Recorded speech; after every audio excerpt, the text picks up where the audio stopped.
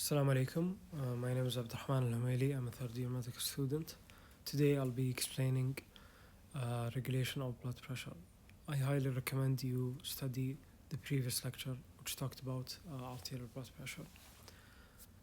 The objectives were adopted from your original slides, and the objectives are to recognize different regulatory mechanisms of arterial blood pressure. I'll try to explain how they influence BP, and we'll talk about the importance of maintaining normal arterial blood pressure through mechanisms which are short-term, intermediate, and long-term. We'll talk about how the nervous system, hormones, and kidneys try to regulate blood pressure. We'll explain bioreceptors and how the bioreceptor reflex works. We'll talk about chemoreceptors and hormone regulatory mechanisms of arterial blood pressure. First of all, before talking about the regulation of arterial blood pressure, we must talk about blood pressure. So what constitutes blood pressure? Blood pressure is basically equivalent to the multiplication of cardiac output to peripheral resistance. Cardiac output is mainly the heart rate and the contractility of the heart, basically the blood flow, and the peripheral resistance is the resistance of the blood vessels to this flow.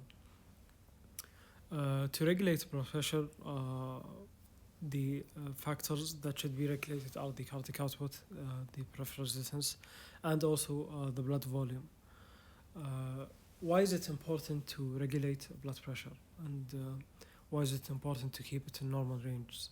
And does it differ, or is it okay if it's low or high? It's very important to ensure a steady blood flow to the tissue, or perfusion to the tissue.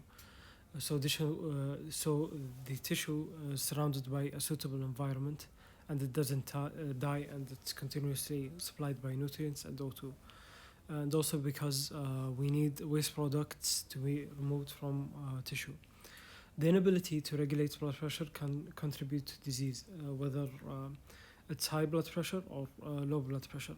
Obviously, low blood pressure would directly harm tissue by causing low perfusion, and high blood pressure, most notably such as cases of hypertension, cause pathologic changes to arteries, and specifically proliferation of small vessels and sclerosis. There are different control mechanisms that work to regulate blood pressure, and this chart demonstrates a couple. We have at the x-axis the time, and at the y-axis we have the feedback at optimal pressure.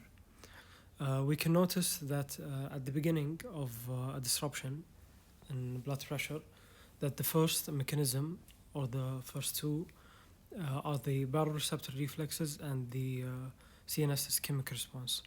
And we can note that the CNS ischemic response is very powerful. It works most optimally at 30 seconds after initiating the mechanism or reflex. Chemoreceptors also work at first. So the three first main rapid-acting control mechanisms are the CNS ischemic response, the baroreceptors, and the chemoreceptors. But we can note that there is some I would say plateau for the chemoreceptors. It's not that very powerful, and we can see a spike at the beginning for the baroreceptors. This would indicate that the baroreceptors are the most sensitive to changes or sudden changes in blood pressure. We'll talk more about baroreceptors and its importance in sudden changes, and also I'll also give an example. Later on, there are intermediate mechanisms when we can see the rapid mechanisms I just discussed start to decrease. Intermediate mechanisms start to take over, and some examples are the capillary fluid shift, but before that the renin-angiotensin vasoconstriction system works, and the angiotensin 2 is utilized to cause global vasoconstriction and increase pressure. If these two systems fail, then we change or we we move on to a longer mechanism, which is the renal mechanisms. And I said mechanisms because there are various mechanisms by which the kidneys try to regulate blood pressure, and I'll talk about the renal system and its role in regulation of blood pressure at the end of this lecture.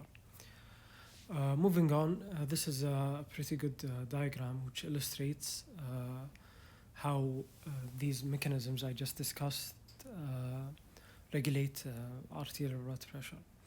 So first of all, homeostasis is involvement, and is important, and it's the optimal state of the body. When there is normal BP, it's not too high or too low. The tissues are perfused, the vessels are relaxed, and the heart is normal. It's pumping normally. So there's no disruptions in homeostasis. Whenever it's disturbed, such as in cases of high temperature, low temperature, cases of trauma, blood loss, or cases of hypoxia, or buildup of lactic acid, or any other thing that can disturb homeostasis, or even simple exercise. There will be some degree of inadequate blood flow to the tissue, and this will cause hypoperfusion. When there is hypoperfusion, there are mechanisms which we just discussed. They'll take role and start auto-regulating the blood pressure. And the way they regulate blood pressure, and the stimuli differ from mechanism to mechanism.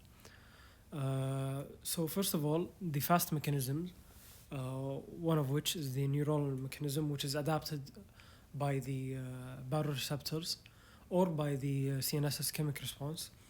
It stimulates different cranial nerves and also stimulates the sympathetic chain to activate cardiovascular centers. This causes higher heart rate, higher contractility, and vasoconstriction. And this is an attempt to restore homeostasis. If this method fails, then we shift to intermediate mechanisms such as the capillary fluid mechanism. If this also fails, then the renal system and various hormones take over. But this is a slow response. It won't be very effective in sudden trauma or sudden high temperature.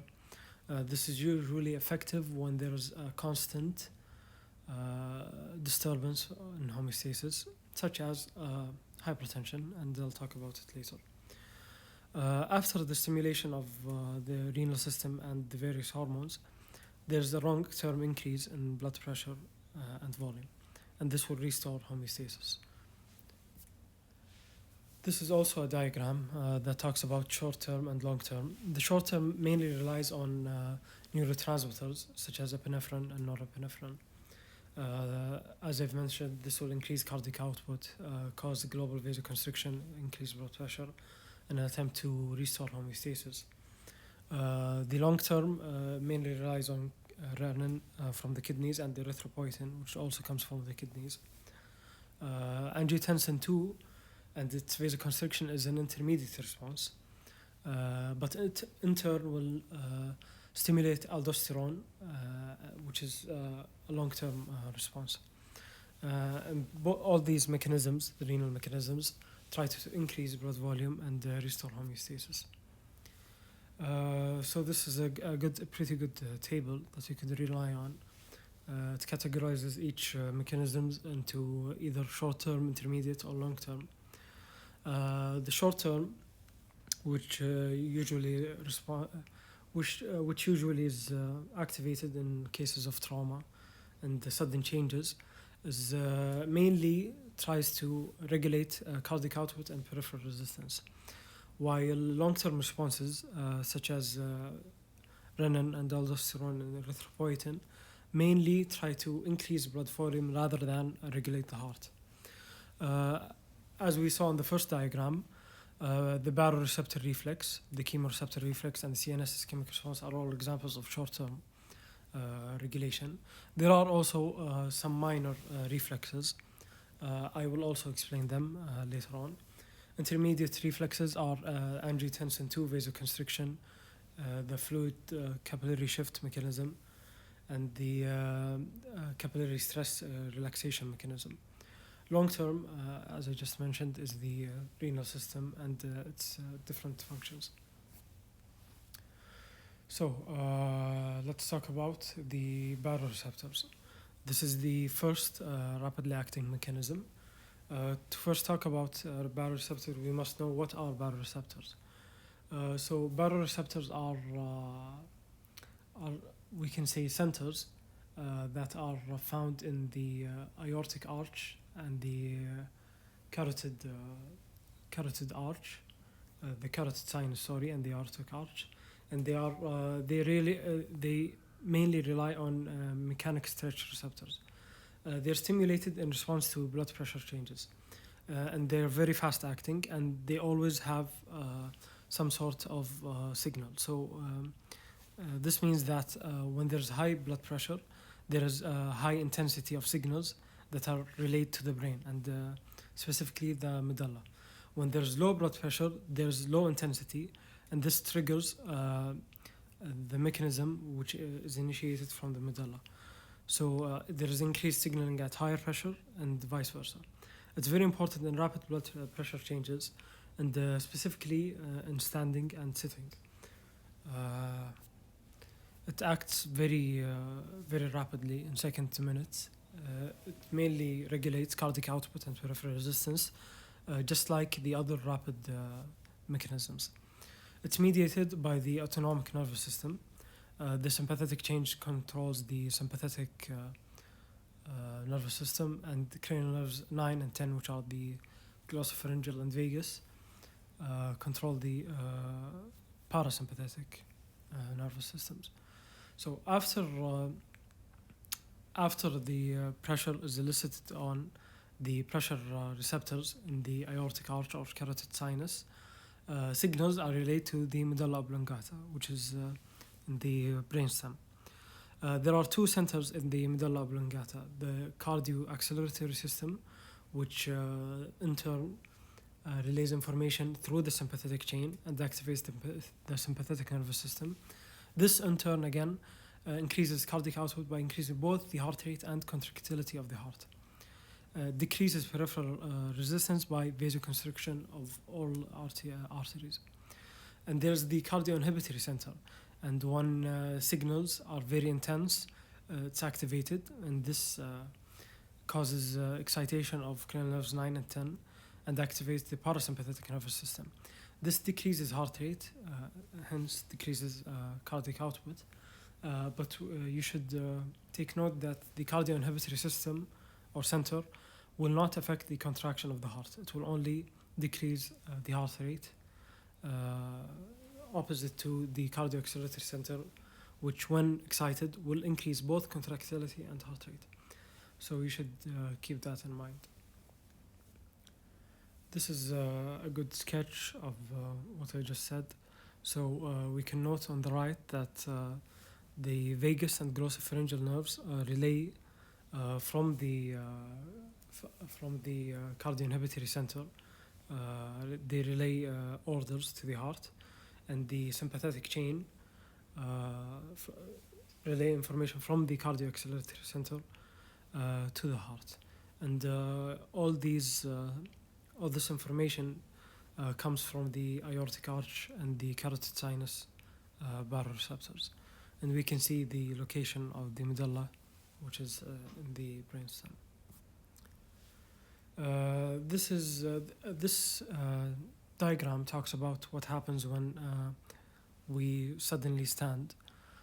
So when someone stands, there's global hypotension, and this decreases the intensity of signals at the baroreceptor, which are in turn related to the brainstem. This causes a sudden stimulation to the cardiovascular control center in the medulla, and this in turn stimulates the sympathetic chain and causes vasoconstriction of arterioles and veins. It also causes the ventricles to increase their force of contraction and their heart rate, This increases cardiac output and increases peripheral resistance, which all contribute to an attempt into returning the blood pressure to normal. So that's a short summary of the baroreceptors. The second mechanism is the chemoreceptor reflex. It's very associated with, it's closely associated with the baroreceptor pressure control system because it functions in a similar manner. So decreased blood to certain tissue decreases oxygen, which leads to hypoxia and buildup of H plus ions in the blood. This causes acidosis, and this isn't an ideal environment for tissue and for cells. So chemoreceptors sense these changes in O2, CO2, and H plus levels, and when there are significant changes, they're stimulated, and they start to send signals to the medulla. And the response is only excitatory, it's not inhibitory. So they mainly work through the sympathetic nervous systems. And maximum activation is when the mean arterial pressure is less than 60 millimeters of mercury.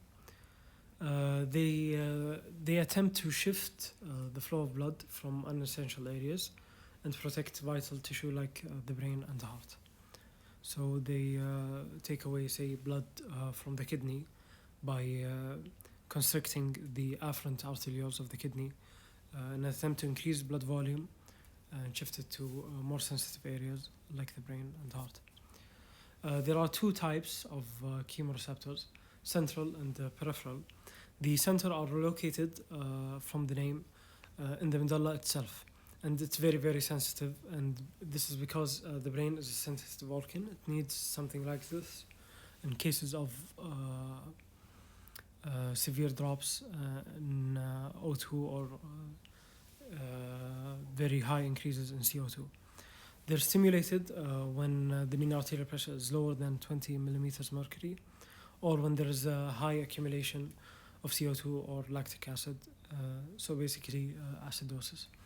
Peripheral chemoreceptors are located in the carotid and aortic bodies. They're sensitive to hypoxia, an increase or decrease in CO2, and a change in normal blood pH. Chemoreceptor stimulation are conducted through nerve fibers with the baroreceptor fibers. This is why I said they work in close association with baroreceptors. The peripheral are start to work at higher arterial blood pressures than central chemoreceptors, specifically at 60. The third mechanism or rapid acting mechanism is the CNS ischemic response, and basically it's the last effort to rapidly return the blood pressure to normal. It's one normal regulatory mechanism of arterial blood pressure. So it operates as an emergency, and it's very, very powerful. It causes a huge activity of the sympathetic vasomotor system. It's very powerful, and it works rapidly. It works whenever blood flow is decreased to the brain, specifically lower than 20 millimeters of mercury. Just like the, as I've mentioned just now, the central chemoreceptors. When there's ischemia of the vasomotor center in the medulla, there's strong excitation of the sympathetic nervous system, and this causes a great increase in cardiac output and a decrease in peripheral resistance. Some other minor vasomotor reflexes are the atrial stretch receptor reflex. So basically there are receptors in large veins close to the heart, specifically in the walls of the atria. When there's an increase in venous return, this causes the walls of the atria to stretch, and this activates the atrial stretch receptors. This causes sensory nerves to return to the medulla and inhibits the sympathetic cardiovascular center.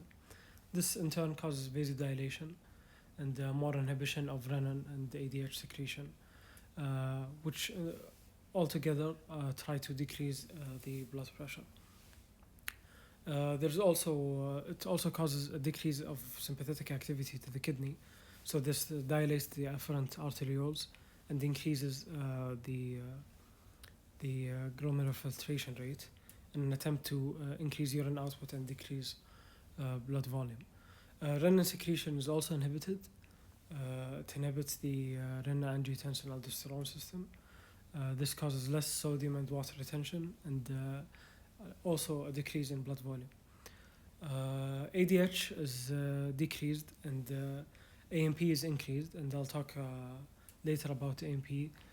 But basically, AMP mainly tries to increase urine production and decrease blood volume. There are also thermoreceptors, and they're very sensitive to temperature changes. So when the body is exposed to heat, there's vasodilation. This allows fluid to exit and be absorbed by the heart. And when there's exposure to cold, there's vasoconstriction. There are also pulmonary receptors, and basically this is a physiological reflex that aims to divert the blood flow from hypoxic areas of the lung, in the lung, to areas with better ventilation or oxygenation. So basically, when there's lung inflation, in areas where there is lung inflation, this indicates that there is more oxygen saturation. This causes vasoconstriction in that area in an attempt to move that blood away to areas where there isn't or there is less oxygen saturation. So these are the minor vasomotor rapid reflexes. Moving on to the second type of mechanisms, which is the intermediate mechanisms. After the failure of the rapid mechanisms, these mechanisms start to take over. So they're activated within 30 minutes to several hours after they fail. During this time, the nervous mechanisms, the CNS ischemic response and the chemoreceptors, the medulla, become less and less effective. So this is when these are important. There are four main mechanisms. The first is the renin-angiotensin vasoconstriction system. Basically, angiotensin 2 causes vasoconstriction in all arteries. There's the fluid capillary shift mechanism, and there's the antidiuretic hormone, and the stress relaxation of blood vessels. I'll talk about each one, starting with the renin-angiotensin system. I'm sure this diagram is very familiar to you all. Basically, the liver secretes angiotensinogen, and with the help of renin, which is secreted from the kidney, it's converted into angiotensin 1. ACE, or angiotensin converting enzyme, from the lungs converts angiotensin 1 into angiotensin 2. And angiotensin 2 is a very powerful vasoconstrictor. So it causes vasoconstriction and aims at returning blood pressure to normal. So this is the first mechanism. After angiotensin 2, there is stimulation of the release of aldosterone and ADH, but I'll talk about that later in the long-term acting mechanisms. The second, or intermediate fluid capillary shift mechanism, it aims at moving fluid from spaces into capillaries in response to a decrease in blood pressure. But also when there is high capillary pressure, such as cases of heart failure, the fluid is lost out of circulation in the capillaries and moves into the interstitial space. So this acts somewhat like a buffer, and it changes depending on the blood pressure. So this is an intermediate mechanism. The stress relaxation of vessels is basically the adjustment of blood vessels, specifically the layer of the smooth muscles, in response to changes in blood volume. When it's very high, they become stretched and keep the arteries dilated, accounting for more volume and decreasing the pressure. The problem is when there's high pressure and it's continuous, such as hypertension.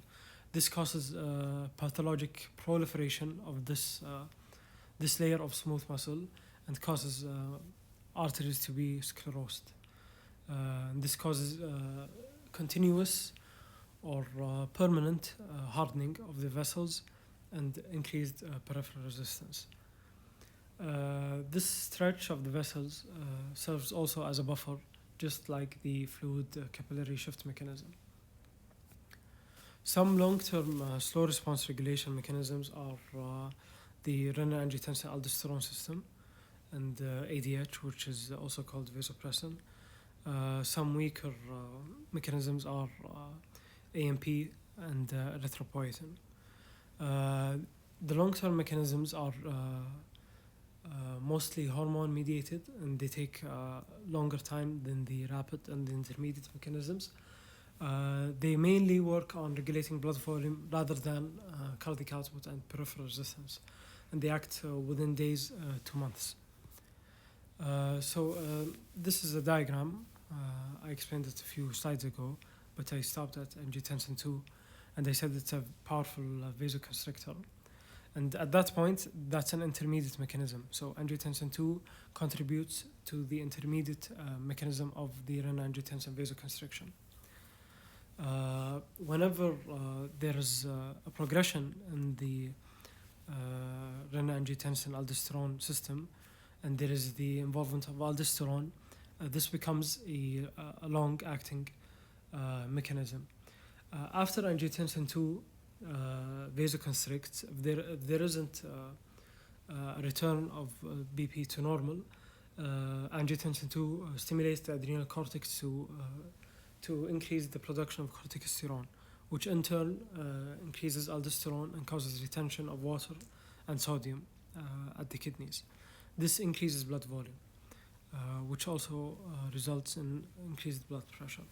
So the difference between the intermediate and slow mechanism of the renin-angiotensin-aldosterone system is that the intermediate mechanism does not involve the action of aldosterone and angiotensin 3, which also functions just like angiotensin 2 in maintaining powerful vasoconstriction.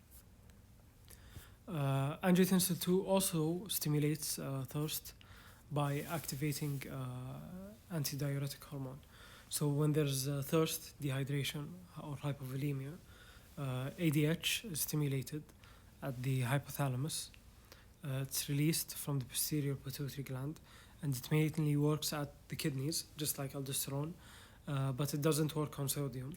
It only works on water reabsorption. This causes an increase in blood volume, and it also causes vasoconstriction, and these two mechanisms try to increase arterial blood pressure. The last two, or the minor mechanisms of long-term acting mechanisms, are mediated through AMP and erythropoietin. AMP is basically a hormone which is released from the right atrium as a response to an increase in ABP, which is arterial blood pressure.